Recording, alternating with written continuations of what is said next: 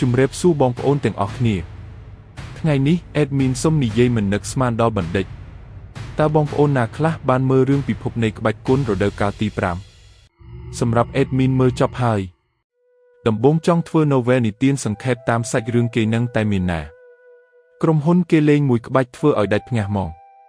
ចេញមកយកចប់រដូវកាលនង12ភាគពេញបឹបយ៉ាប់ណាស់ចឹងហើយអេដមីនមិនបានធ្វើ novel សង្ខេបរដូវកាលទី5ទេព្រោះជាប់មើលរឿងនឹងដែរណាមួយធ្វើមិនទាន់គេចេញវីដេអូផង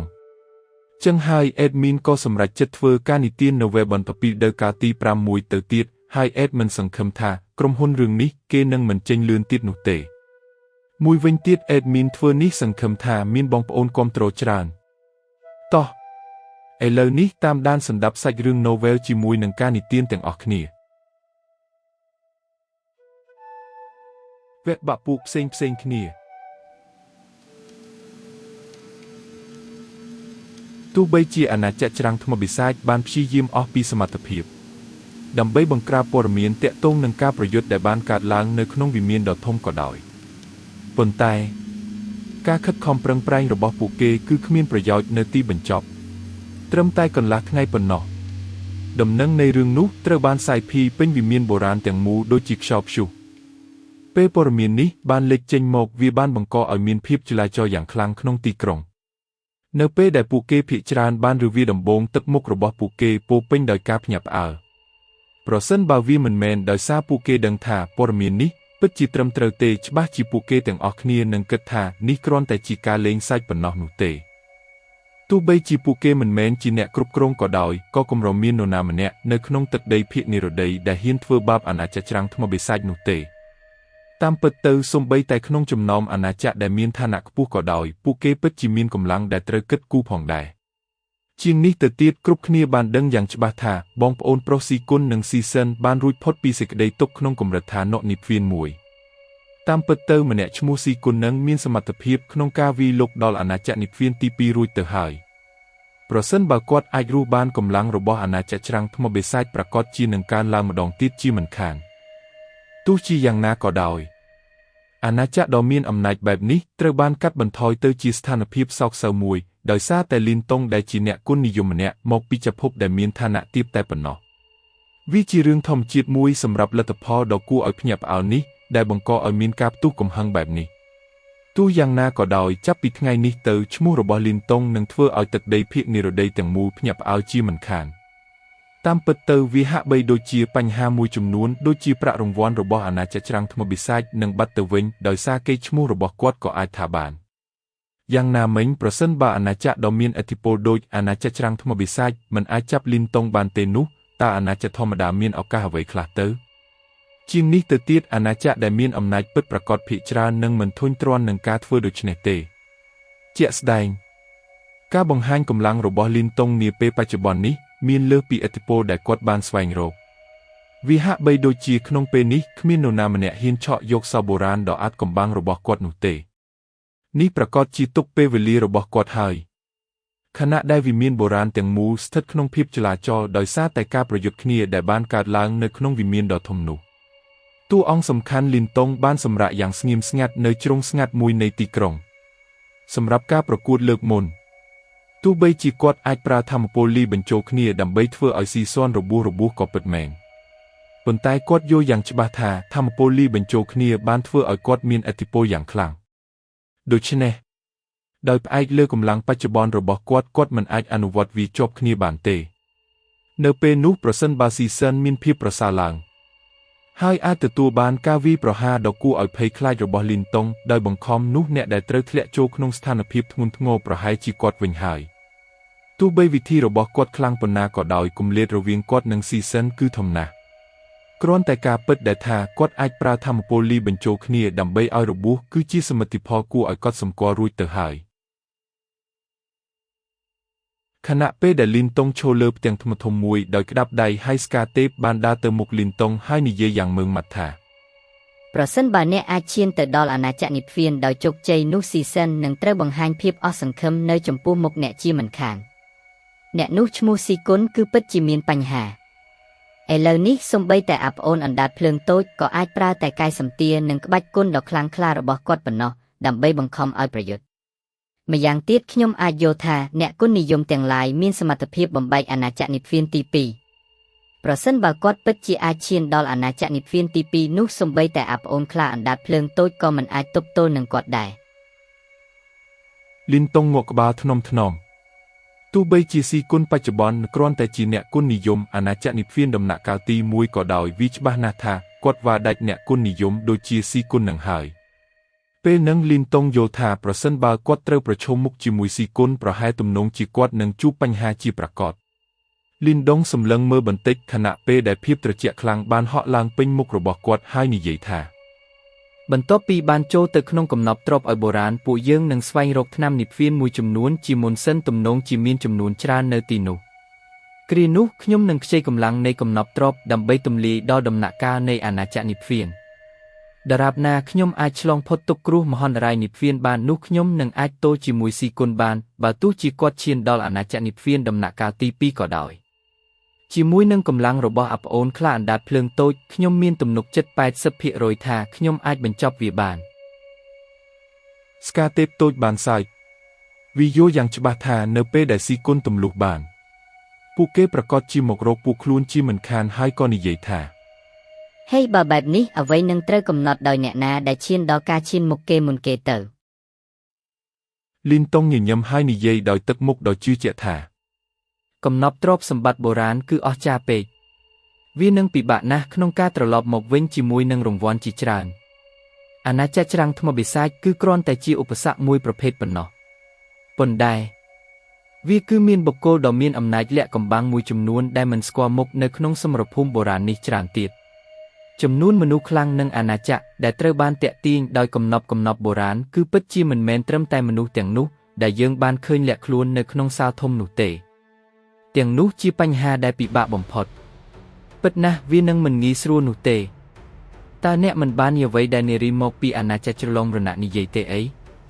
វាច្បាស់ជានឹងមានអ្នកខ្លាំងឬអាណាចក្រមួយចំនួនដែលពួកគេមានការពិបាកក្នុងការប្រយុទ្ធប្រឆាំងនឹងការបង្ហាញខ្លួននៅក្នុងឃ្លាំងកំណប់បុរាណទោះជាយ៉ាងណាក៏ដោយបុគ្គលទាំងនេះអាចត្រូវបានគេចាត់ទុកថាពូកែសូម្បីតែនៅក្នុងសមរភូមិបុរាណទាំងមូលក៏ដោយនិយាយពីទស្សនៈមួយចំនួនពួកគេអាចត្រូវបានគេចាត់ទុកជាបុគ្គលស្នងតំណែងនៃបកកម្ពុជាទាំងនោះលីនតុងងក់ក្បាលហើយអន់ក្បាលបន្តិចរួចមានកម្ដៅបន្តិចកំពុងឡើងលើភ្នែករបស់គាត់បន្តិចម្ដងបុគ្គលកម្រិតក្របពូជមែនទេគាត់មិនដឹងថាតើពួកគេខ្លាំងប៉ុណ្ណាទេប្រសិនបើគាត់អាចវិបកជាមួយគេបានម្ដងគាត់នឹងអាចវាស់ស្ទង់កម្លាំងរបស់ពួកគេបានជាមិនខានតើគាត់ត្រូវបានគេចាត់ទុកថាមានឋានៈអ្វីដូចនៅក្នុងសមរភូមិបុរាណនេះលីនតុងបាននិយាយថាទោះជាយ៉ាងណាប្រសិនបើខ្ញុំពិតជាចង់ផ្លាស់ប្ដូរការប្រយុទ្ធជាមួយជនអាក្រក់ទាំងនេះយ៉ាងហោចណាស់ខ្ញុំត្រូវតែបញ្ចប់ការប្រយុទ្ធបន្ទាប់ជាមុនសិនលីនតុងបាននិយាយទៅកាន់ខ្លួនឯងខណៈកំពុងកាន់ក្តាប់កណ្ដាប់ដៃទាំងពីររបស់គាត់ធ្វើត្បិតតែដំណាក់កាលកន្លះជំហានទៅកាន់ព្រះនិព្វាននេះត្រូវបានគេចាត់ទុកថាគ្មានអ្វីនៅក្នុងកន្លែងនេះក៏ដោយក៏គាត់យល់ថាគាត់គ្រាន់តែរងចាំឱកាសមួយឱកាសដើម្បីបញ្ចេញកម្លាំងមិនទាន់ឃើញក្នុងពេលជាមួយគ្នានោះមានមនុស្ស2-3នាក់កំពុងឈរនៅលើប៉ុងខ្ពស់មួយដែលមានទីតាំងនៅភាគខាងត្បូងនៃទីក្រុងនៃសាលធំបុរាណនេះរណ្ដៅជ្រៅដ៏ស្ងប់ស្ងាត់របស់ពួកគេដូចជាភ្នែកបានមើលរំលងទីក្រុងដ៏ធំគ្មានសំឡេងរំខានគ្រានោះមានបុរសសង្ហាម្នាក់ក្នុងចំណោមក្រុមមើលមកក្រោមហើយសាយតិចជាមួយនឹងសម្ដីថាវាពិតជាគួរឲ្យចាប់អារម្មណ៍ណាស់មនុស្សម្នាក់ដែលមកពីអាណាចក្រថ្នាក់ទាបពិតជាអាចបង្ខំអាណាចក្រច្រាំងថ្មបិសាចដល់ស្ថានភាពវេទនាបែបនេះនោះលីនតុង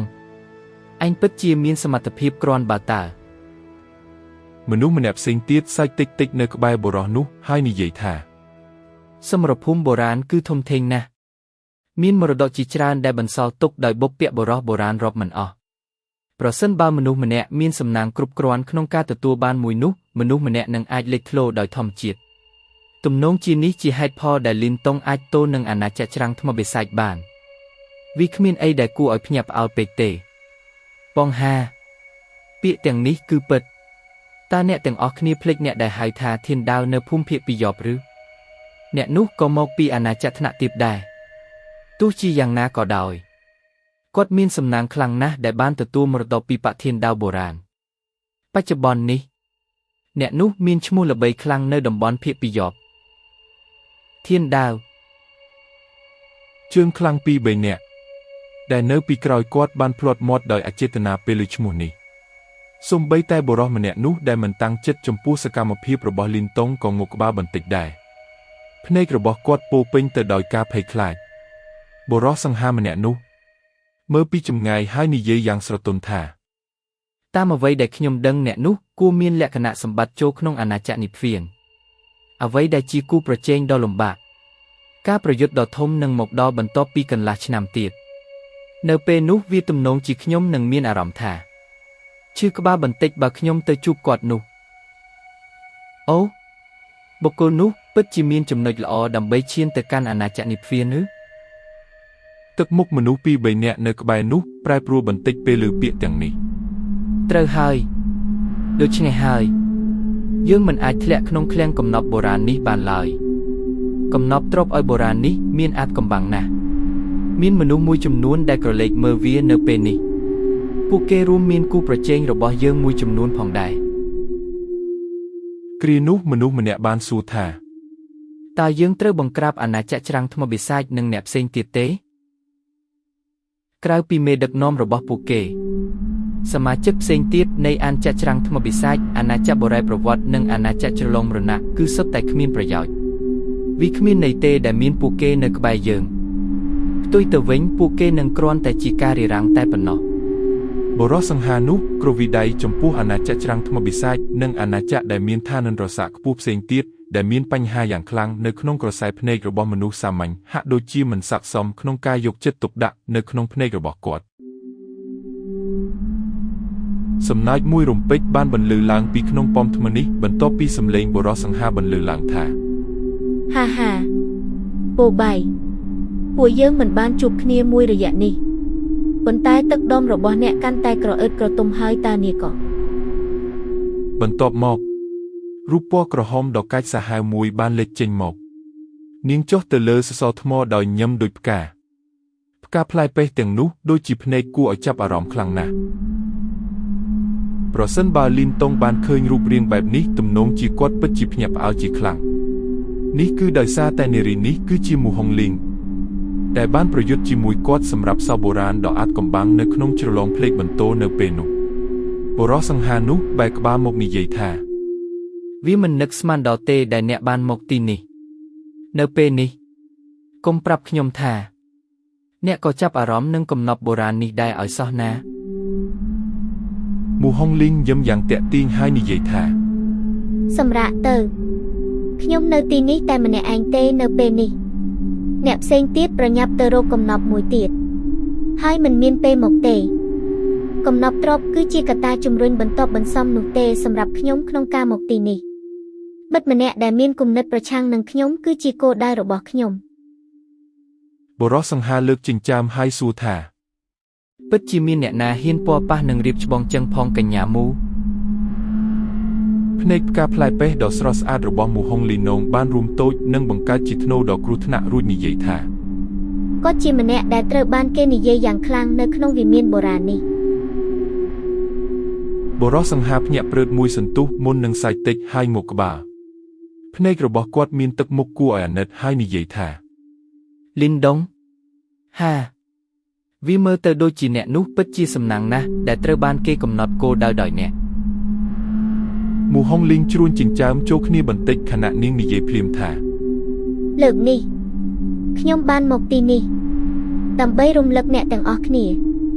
មានពាក្យចចាមអារាមថាមនុស្សមួយចំនួនមកពីតំបន់ភាគនិរតីបានមកពួកគេគួរតែកំណត់គោលដៅនៃកំណប់ទ្រព្យឲ្យបុរាណវាជាបញ្ហាមួយចំនួនហាក់ដូចជាមានបុគ្គលមួយរូបដែលមានលក្ខណៈគ្រប់គ្រាន់ដើម្បីឈានទៅកាន់អាណាចក្រនិព្វានបុរសសង្ហាបិទភ្នែកមុននឹងមកក្បាលតិចសំឡេងខ្សឹក